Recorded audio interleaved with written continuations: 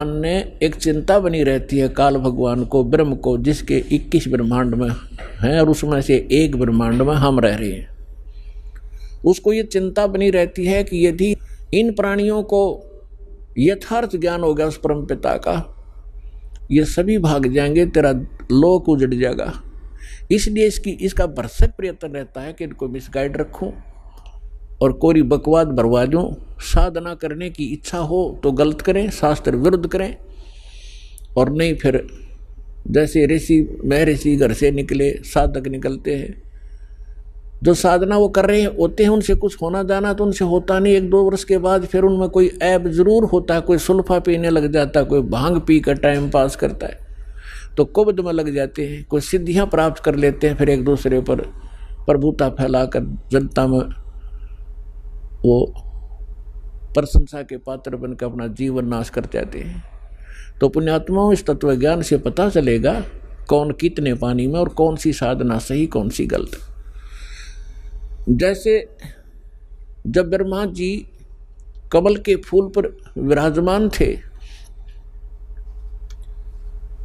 और उस समय वो कहते हैं कि मुझे नहीं मालूम मैं कहाँ से उत्पन्न हो गया, इस कमल के फूल पर मैं कहाँ से आ गया और कौन मेरा जनक है। तो फिर वो ऐसा विचार कर रहा था, उसी समय इस काल भगवान ने, इनके पिता ने आकाशवाणी कर दी कि तप करो तप करो। ब्रह्मा जी कहते हैं मुझे आकाशवाणी सुनाई दी कि तप करो, मैंने 1000 वर्ष तक तप किया। ये तप करवा कर सिद्धियां प्राप्त करवा लेता है, और जैसे बैटरी चार्ज कर ली तप करके, और फिर आगे फिर दूसरी बार फिर 1000 वर्ष जब तप कर लिया ब्रह्मा जी ने, फिर दूसरी आकाशवाणी कर दी कि सृष्टि करो।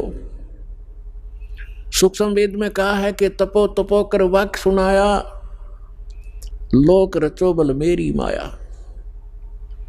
पहले तो कहा तप करो तप करो, जब तप कर लिया, जब कहा कि सृष्टि रचो, तो ब्रह्मा जी ने उस आकाशवाणी जो काल ब्रह्म की थी उसको पूर्ण परमात्मा की मान ली, क्योंकि इनको पता था नहीं कख भी कौन भगवान है कैसा है। आज तक इनको परमात्मा का कोई साक्षात्कार नहीं हो लिया है। वेदों से तो ओम नाम ले लिया इन्होंने, और ब्रह्मा जी ही इस सृष्टि के अंदर काल सृष्टि में सबसे बड़े विद्वान माने जाते हैं और उन्हीं को वेदों का ज्ञाता माना जाता है।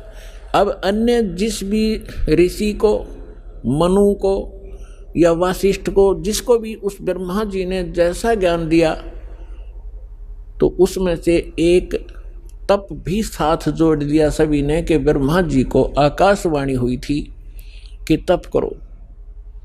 ये तप ले लिया चौड़क ऋषि ने ब्रह्मा जी का मौखिक। तब तक तो वेद प्राप्त भी नहीं हुए थे। उसके बाद फिर सागर मंथन हुआ था जब 4 वेद प्राप्त हुए थे। वैसे कंप्लीट जो वेद थे ये 5 थे। इस काल भगवान को 5 परमात्मा ने वहाँ से फैक्स कर दिए थे इसकी अंतःकरण में।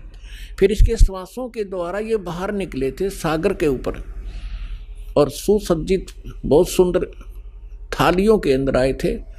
तो इस ज्योत निरंजन ने वो 4 पढ़े, 5 पढ़े इसने।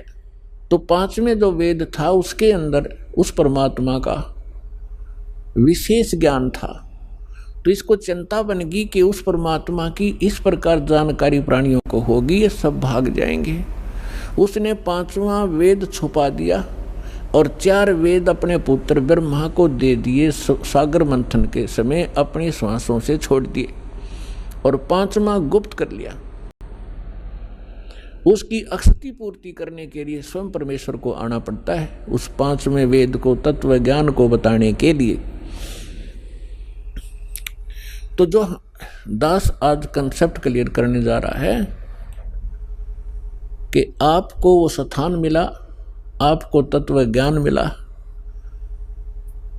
तो आप कितने शुभ संस्कारी प्राणी हो। सभी बहन भाई बुजुर्ग बेटी माई बाई सभी जो यहाँ पहुँचे, चाहे कोई दुख में आ रहा है, चाहे कोई ज्ञान समझ के आया है, या किसी भाई बहन के कहने से इस पवित्र स्थल पर पहुँचा है, तो यहाँ आने के बाद अपने आप इस रंग में रंग ही जाता है 1-2 बार सत्संग सुनने के बाद।